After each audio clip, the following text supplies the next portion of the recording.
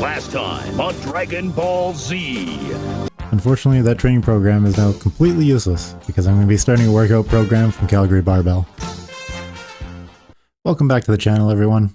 So I just finished the first week of the free 16-week training program from Calgary Barbell, and so far it's been pretty fantastic. It's really changed kind of how I look at training. Before, I was doing basic workouts, chest and triceps one day, back and biceps the other day, legs, and maybe a day of supplementary lifts. With this program, I'm doing a lot more sets of the 3 main lifts and doing variations that I've never really done before, or kind of that I've never really do on my regular training. For day 1, we did a competition squat. So kind of your basic squat with no pause at the bottom. Then we did a 1-second pause bench. I recently added these into my training anyways, so I was used to doing them at this point. After that was overhead press. One of my weakest lifts, as you can see. Because it's my weakest, having it in my program will force me to practice it a lot more. Next was bent over rows. This was already standard in my training.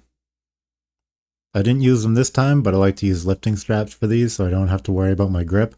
I can just focus on the back. The last exercise was glute ham raise back extensions. These really finished my legs and glutes off after all the other exercises.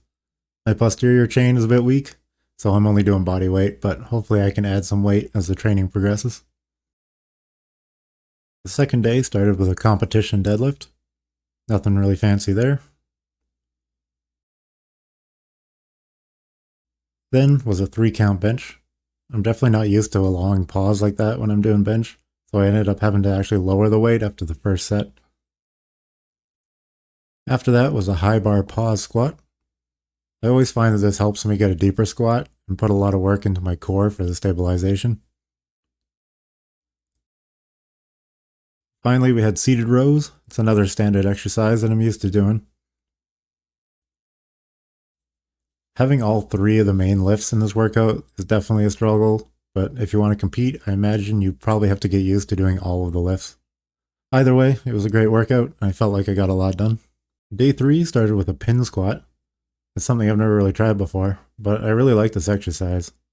I definitely overestimated the weight a bit, and I had to drop 5 pounds for the last couple of sets. It felt like hitting a brick wall trying to start the lift off the pins, but I can already tell this exercise is going to help me a lot. Next, we had a 2 board press. I didn't really think my gym had pads for this, but luckily I was able to find one. It was actually easier than I thought, so I had to add weight after the first set. Without a spotter to hold the pad, one set I had to adjust about halfway through. But I found a good spot for it after that. Next was 1-arm dumbbell rows.